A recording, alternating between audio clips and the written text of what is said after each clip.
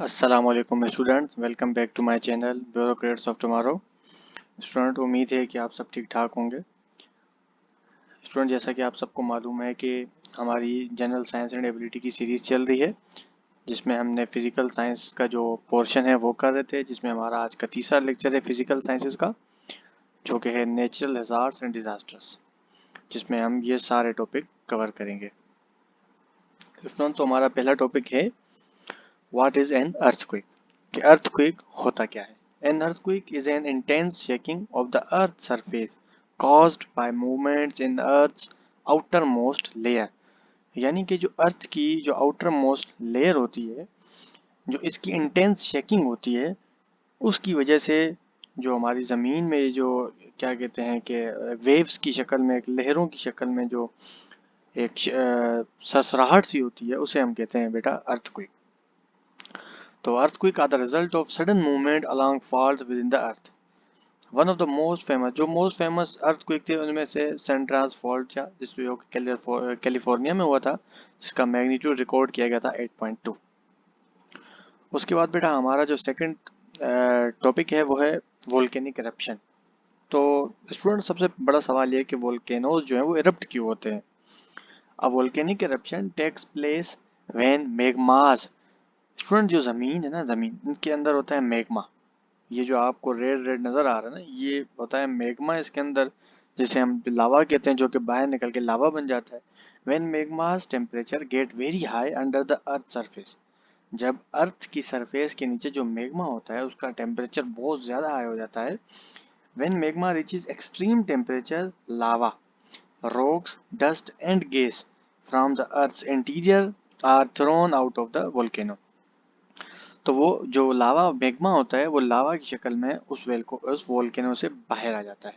इसके बहुत क्या कहते हैं कि there are different types of eruptions that define the type of volcano। Volcanic eruptions may fall into 6 major types। Iceland क्या कहते हैं कि आइसलैंडिक, एंड ये सारे जो नाम लिखे हुए हैं ये बेटा उसकी टाइप्स हैं। उसके बाद स्टूडेंट हमारा जो नेक्स्ट टॉपिक है वो है सुनामी। ये सुनामी में टी आती है बेटा, याद रखना, ऐसा ना हो कि आप SUNA में लिखते हैं। तो स्टूडेंट हमारा टॉपिक है tsunami. Tsunamis are giant waves. ये देख रहे हैं आप, ये जियांट वेव्स बाय अर्थक्वेक्स। जब भी अर्थक्वेक आती है या वोल्केनिक इरप्शन होती है, अच्छा वोल्केनिक इरप्शन जब भी अंडर द सी होगी तब ये सुनामीज पैदा होंगी। या तो अर्थक्वेक की वजह से जो हमारे सीज में वेव्स पैदा होती हैं, जियांट वेव्स पानी में, उसे हम कहते हैं tsunami. Tsunamis can also be caused by landslides, certain types of weather, or even objects like asteroids. When a tsunami is formed in the ocean floor, the waves can travel really far and they get very dangerous when they reach the shore. The reason is when waves enter shallow water, they compress, their speed slows and they build in height। तो ये बेटा tsunami है, जो कि सी under the water में volcanic eruption की वजह से या तो अर्थक्वेक की वजह से पैदा होती है। उसके बाद नेक्स्ट टॉपिक है हमारा कि फ्लड।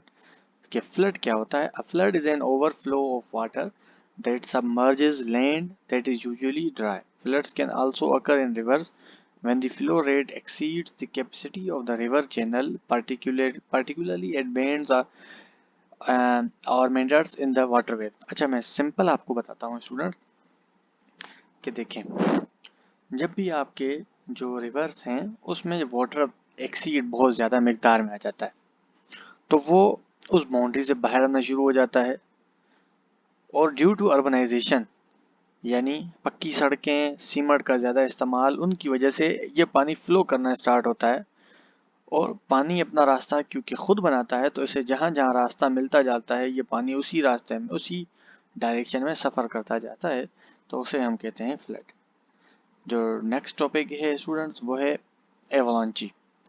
आपने अक्सर ये मूवीज़ में, हॉलीवुड की मूवीज़ में एवलांचीज के सीन देखे होंगे। An avalanche is a mass of snow moving down a slope. जब किसी पहाड़ में बहुत ज़्यादा स्नो होती है, जब वो मूविंग डाउन टूवर्ड आती है, स्लिप करती है, तो उसे हम कहते हैं एवलांची। ये कुछ डेटा आप इसके बारे में आगे पढ़ लें यहाँ से। उसके बाद जो हमारा नेक्स्ट टॉपिक है वो है cyclones. Cyclones are huge revolving storms caused by winds blowing around a central area of low atmospheric pressure. ये देख रहे हैं आप, इसे कहते हैं हम साइक्लोन्स। ये साइक्लोन्स हैं, आप देख सकते हैं वीडियो को पॉज करके इसका स्क्रीनशॉट लेके आप इससे डेफिनेशन वगैरह भी देख सकते हैं। What is a tropical cyclone? Cyclone की एक किस्म है ट्रॉपिकल साइक्लोन। साइक्लोन की 3 किस्में हैं। एक ये middle latitude cyclone, tropical cyclone और टोर्नेडो भी साइक्लोन में ही आता है बेटा। तो सबसे पहले हम देखेंगे कि ट्रॉपिकल साइक्लोन क्या होता है। अ tropical cyclone is a large scale low pressure system that is not associated with any fronts, originates over tropical or subtropical waters, ये देख रहे हैं आप, has organized showers and thunderstorms and a closed surface wind circulation around a well defined center। ये इसकी कुछ खुसूसियात हैं। इसके बाद नेक्स्ट जो हमारा टॉपिक है वो है अ मिडिल लेटीट्यूड साइक्लोन।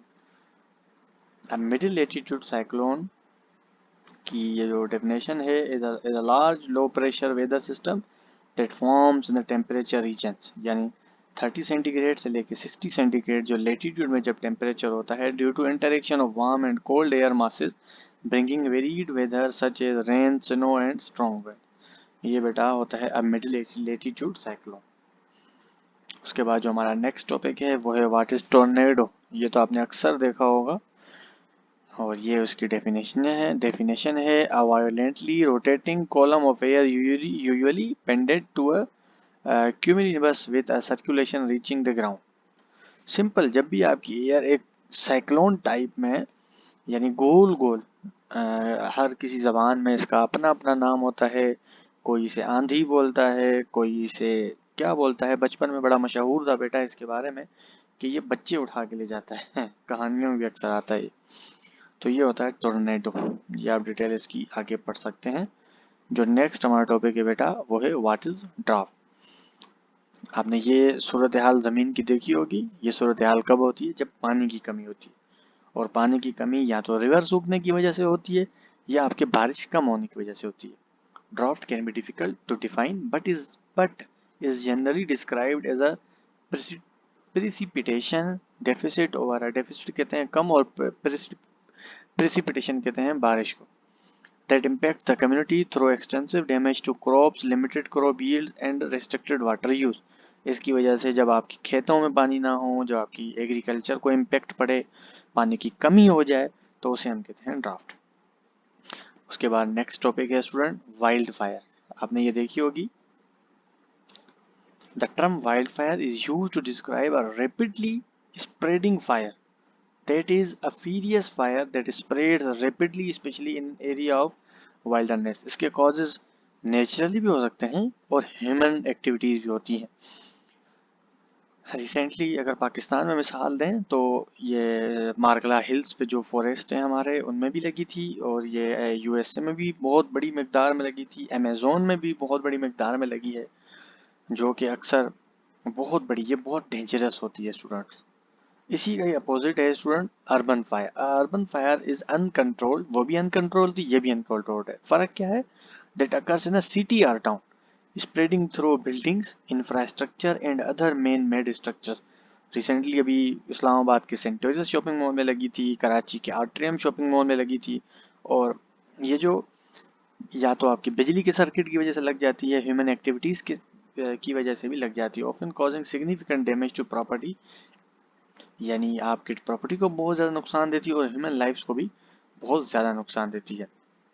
इन सबको कंट्रोल, ये सारे डिजास्टर है ना बेटा, इन सबको कंट्रोल कौन करता है? एक मैनेजमेंट होती है जिसे कहते हैं डिजास्टर रिस्क मैनेजमेंट या disaster management. Disaster management can be defined as the organization and the management of resources and the responsibilities for dealing with all humanitarian aspects of emergencies, in particular preparedness, response and recovery in order to lessen the impact of disaster। यानी एक management होती है जो कि उस disaster के नुकसानात को counter करती है, उसे बचने के तरीके बताती है। अगर खुदा ना खास्ता ये डिजास्टर आ जाते हैं तो उनकी इमरजेंसी में हमारा साथ देती हैं और आने वाले डिजास्टर से हमें बचाने में हमारी मदद करती हैं। सो ये था बेटा हमारा सारा पोर्शन जो कि आज का टॉपिक था। तो फॉलो कर लीजिए ब्यूरोक्रेट्स ऑफ टुमारो को। Thank you for your precious time. अल्लाह हाफिज़।